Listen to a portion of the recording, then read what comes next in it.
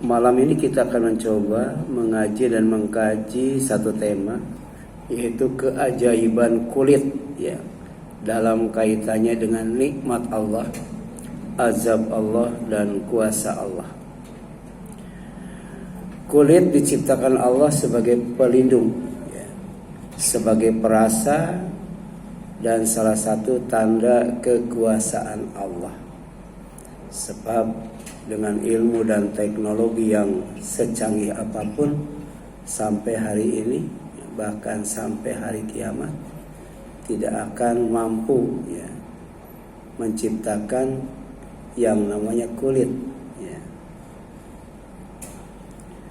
Kemudian kulit sejatinya adalah nikmat agung, nikmat Allah yang agung dan nikmat Allah yang sempurna, yang diberikan kepada manusia agar apa? Pertama, agar bersyukur, ya. Kemudian agar tunduk dan pasrah serta berserah diri kepadanya dengan taat dan ibadah, ya. Jadi semua anugerah yang Allah berikan, ya, yang nikmat kita rasakan, sejatinya ada pesan di dalamnya, supaya kita taat ibadah kepadanya. Kemudian Allah Subhanahu wa taala berfirman, wallahu ja'ala lakum mimma khalaqa dhilala, ya. Allah menjadikan bagimu tempat bernaung dari apa yang Dia ciptakan, ya. Supaya hidup di dunia ini aman, ya.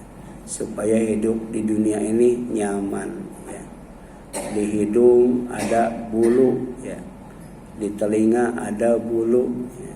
Di mata ada bulu lengkap dengan kelopak matanya. Itu sejatinya pelindung, ya. Demikian pula di dubur dan di kubul, ya. Itu ada yang namanya klep, ya. Sehingga, ya, kita tidak kalau mau buang air langsung buang air, enggak, ya. Jadi ada klepnya yang mengaturnya, ya. Demikian pula ada awan, ya, yang melindungi kita dari panas, ya. Kemudian, ya, membawa hujan, ya, diturunkan di tempat yang sesuai Allah perintahkan, dan turunnya juga, ya, kecil-kecil, ya. Padahal ketika disimpan di awan tuh gede-gede itu airnya tuh. Tapi dengan cinta dan kasih sayang Allah turunkan kecil-kecil, ya. Coba kalau kemudian, ya, diturunkan hujan itu, ya, segede, ya, es balok misalnya, gitu kan, ya. Atau segede bola tenis, gitu ya. Ya, apalagi bola basket misalnya. Tapi kecil-kecil, ya. Itu ibrah, ya, pelajaran dan tazkirah, peringatan buat kita. Jangan sampai kita maksiat kepadanya. Kemudian wa ja'ala lakum minajibali aknata, ya. Menjadikan bagimu tempat-tempat berlindung di gunung-gunung, ya. Jadi ketika air laut naik, kemudian tsunami, ya, maka pada lari ke gunung. Termasuk ketika Allah mengkisahkan anak Nabi Nuh, ya. Ketika terjadi banjir besar, ya, oleh Nabi Nuh, anaknya disuruh naik ke atas perahu, tapi kata dia, ya, saya akan naik ke atas gunung. Tapi air yang dinaikkan oleh Allah bukan air sembarang air. Air yang diturunkan dari langit, kemudian air yang dinaikkan dari dalam bumi, sehingga gunung yang paling tinggi pun terendam. Wa ja'ala lakum sarabil tuqikum al-harra, ya. Allah juga menjadikan bagimu pakaian yang melindungimu dari panas, ya. Kalau binatang kan ada bulunya, ya. Jadi dia terlindung dari panas dan dingin. Kalau manusia kan nggak ada bulunya, cuma ada rambut, itu pun jarang-jarang, ya. Jadi ini memang arsiteknya Allah. Dan Allah menciptakan apa yang namanya bulu dan rambut itu, ya, tidak ada yang sia-sia, ya. Kemudian yang selanjutnya wasarabil tukikum ba'sakum, dan juga menjadikan pakaian yaitu baju besi yang melindungimu dalam peperangan. Kalau sekarang kan pakaian anti peluru, tapi kemudian diganti dengan bunker ya. Sebab ya yang namanya pakaian anti peluru kalau berhadapan dengan rudal bisa nggak tuh? Nggak bisa ya. Maka bikin yang namanya bunker. Itu sejatinya adalah untuk melindungi diri.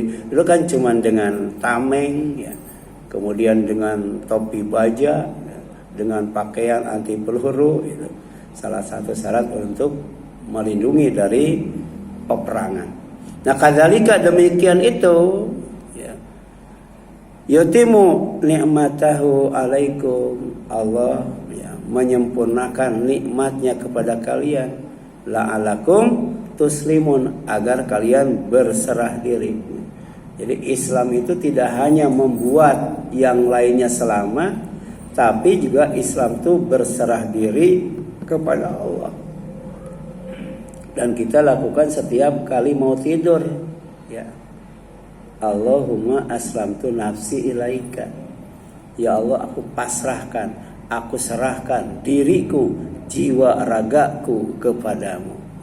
Sebab hanya Allah yang maha kuat, hanya Allah yang maha gagah ya.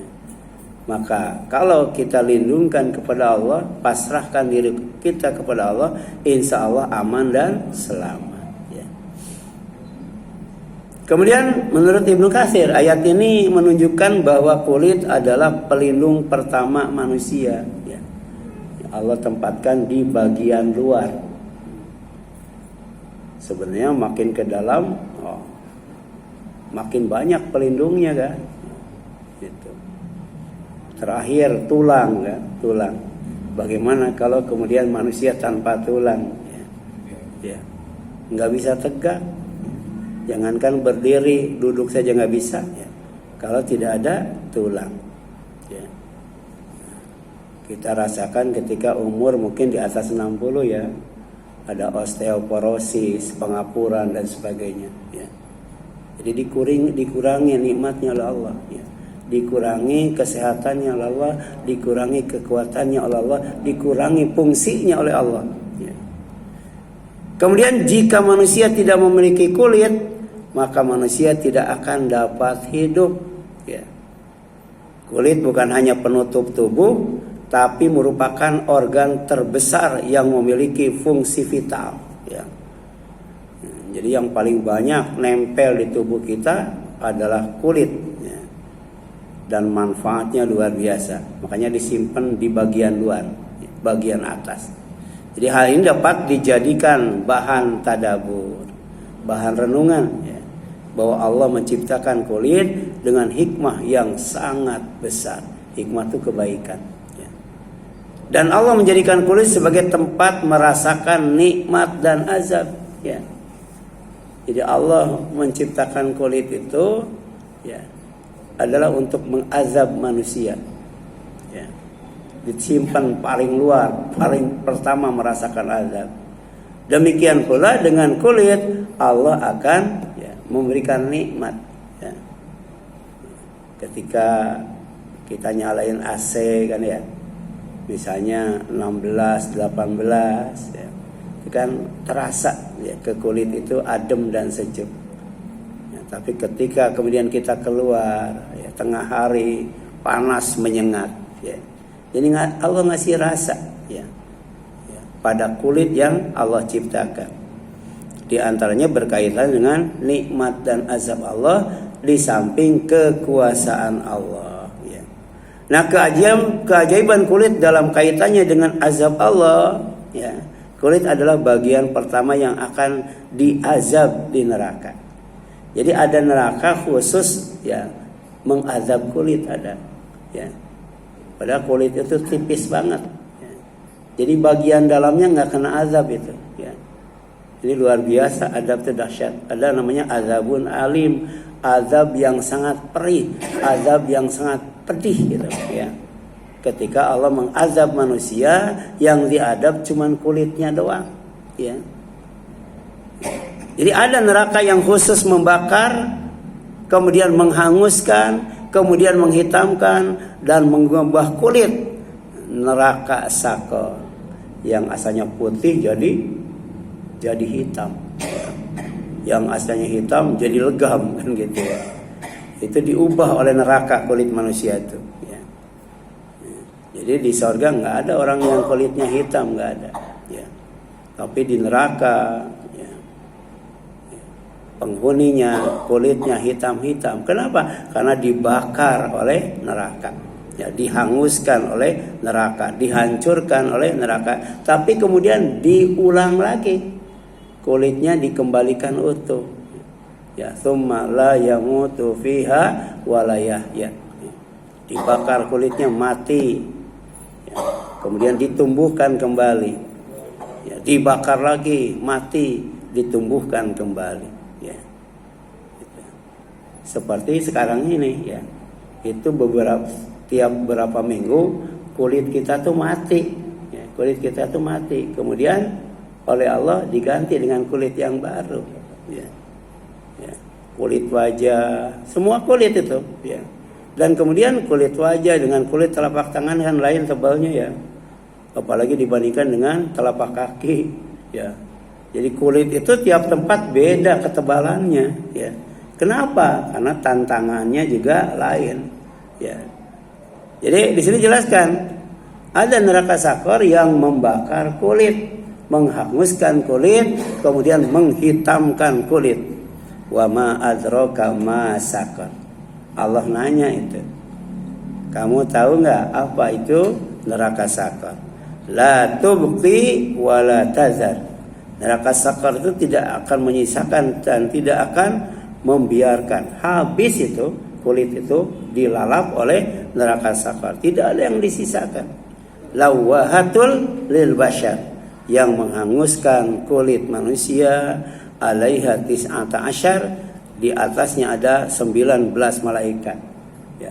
Sebab ya, banyak, tidak sedikit ya. Bahkan semua penghuni neraka tidak betah di neraka, kemudian dia berusaha naik, karena neraka itu ada di lembah, ada di tempat yang paling dalam ya. Walaupun menderita, walaupun tersiksa, dia berusaha untuk naik karena tidak bisa sabar, tidak tahan menahan derita ya.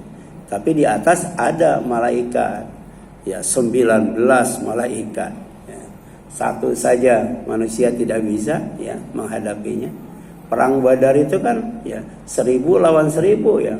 Orang kafir 1000, malaikat 1000, umat Islam 300. Ketika perang Badar 2 jam habis itu, malaikat orang Islam tidak ikut perang, sebab ketika mau mana sudah ada yang mana. Ya, mau nebas sudah ada yang nebas. Tiba-tiba kepalanya tergelincir begitu saja, kaget, siapa yang nebas? Malaikat itu.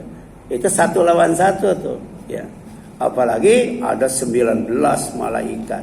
19 malaikat itu kepalanya doang, ya, kepala penjaganya itu. Adapun bawahannya banyak banget itu, banyak banget, ya. Tapi puncaknya ada 19. Itu dijelaskan dalam hadis yang sahih ya. Ada pula neraka yang khusus menguliti ya. Kemudian mengelupas, kemudian mencabut kulit kepala. Bayangkan ya. Nanti kalau ada waktu, ada umur, kita bahas ubun-ubun ya. Ya. Tentang ubun-ubun ya. Ya, ada ubun-ubun pendusta, ada ubun-ubun pembohong. Contohnya ubun-ubun Abu Jahal, nanti dijelaskan tuh. Ya, tadi pendusta, pembohong ya. Kalau ada pula neraka yang khusus menguliti, mengelupas dan mencabut kulit kepala dan seluruh anggota tubuh ya. Seluruh kulit anggota tubuh ya, itu dikelupas. Nama nerakanya neraka Lado ya. Kalau sakor kaitannya dengan ya menganggap Al-Quran sebagai sihir, kemudian tidak sholat ya. Walaupun sholat tidak dinilai sholat, tidak peduli dengan anak yatim, mendustakan hari pembalasan. Itu dalam surat apa? Surat Al-Mudathir ya. Tapi kalau dalam surat Al-Ma'arij ya, dalam surat Al-Lail ya, neraka Lado itu oleh Allah akan diberikan kepada orang yang tidak mengeluarkan zakat mal ya. Ya, orang yang tidak berzakat mal itu disiksanya itu dikuliti, dikelupas, kemudian dicabut ya kulit kepalanya dan kulit yang ada di anggota tubuh. Silakan nanti baca surat Al-Lail. Nah, kala ya, sekali-kali tidak. Innaha ladza, sesungguhnya neraka itu adalah api yang bergejolak. Nazza'atul lisyawa, gejolak api itu yang mengelupaskan kulit kepala dan anggota tubuh.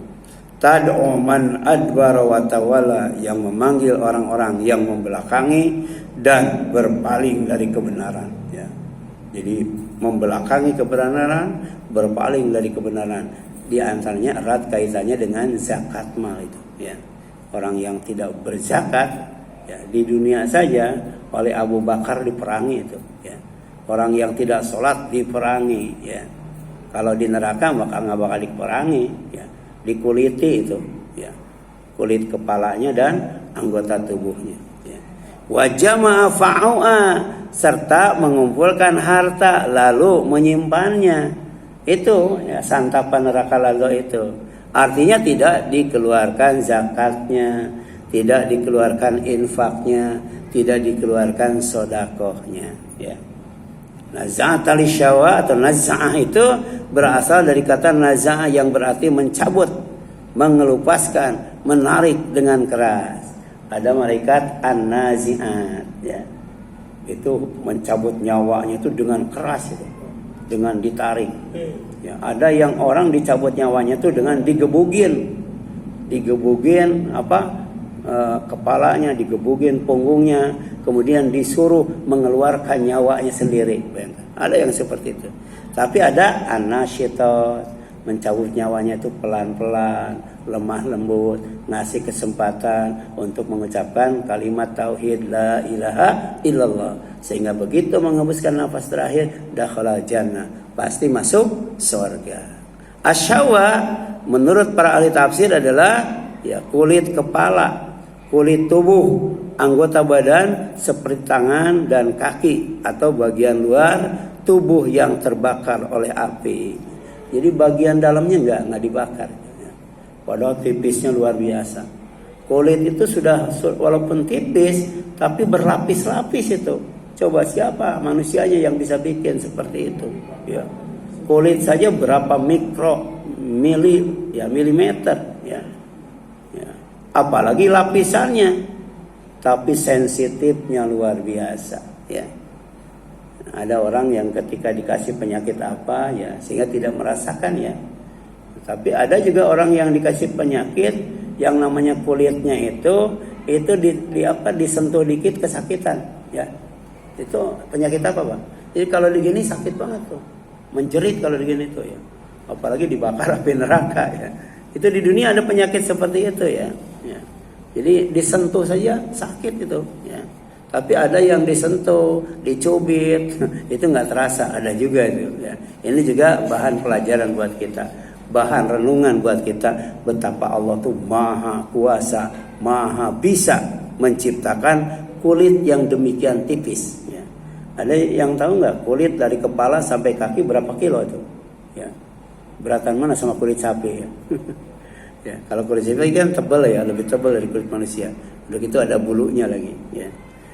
Kemudian dalam tafsir Ibnu Katsir dijelaskan bahwa api neraka mencabut dan mengelupaskan kulit serta anggota badan karena apa? Karena panas yang sangat dahsyat.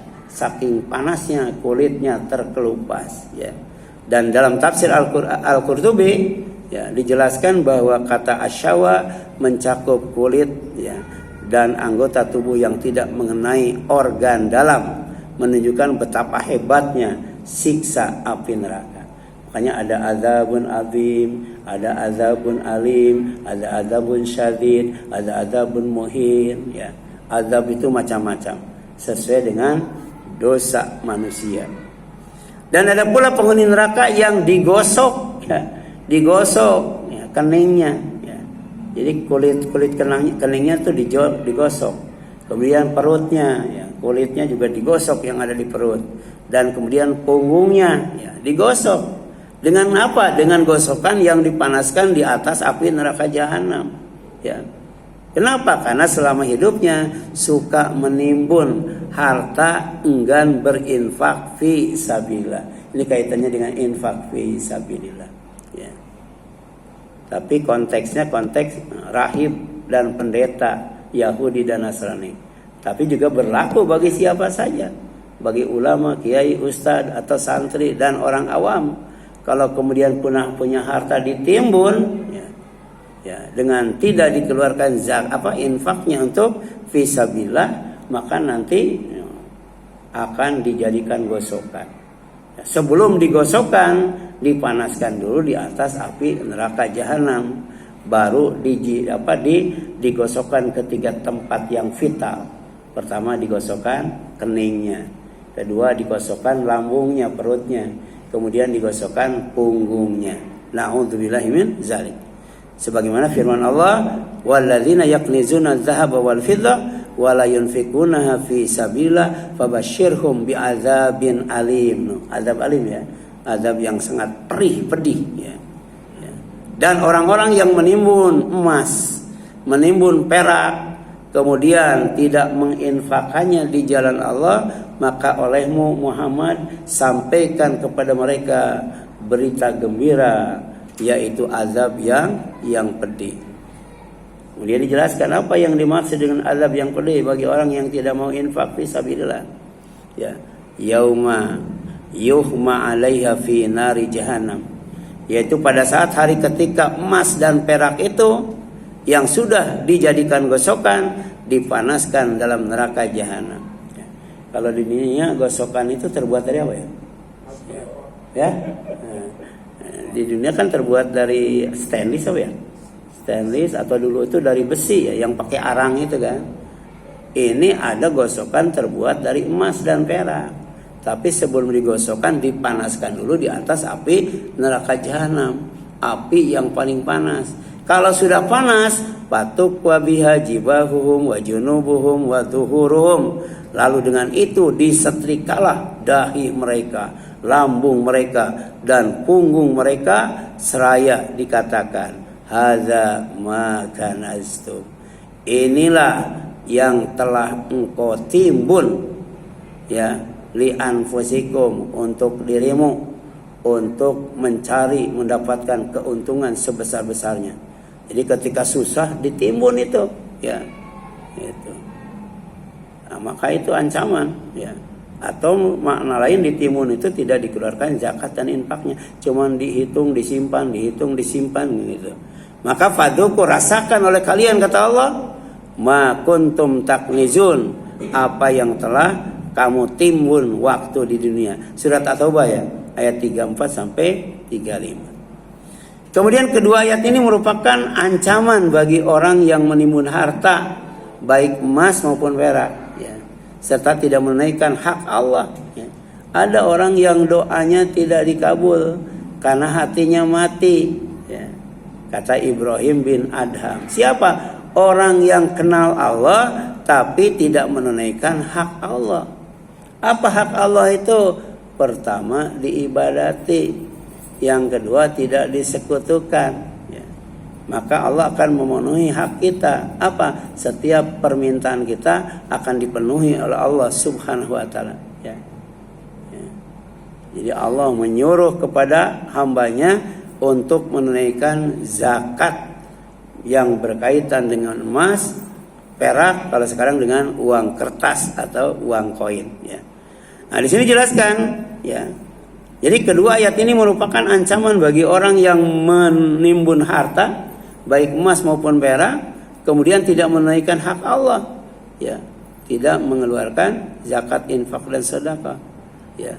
Maka kemudian ya, mereka akan ya dijadikan ya, jadi emas perak itu akan dijadikan alat untuk menyiksa mereka pada hari kiamat ya.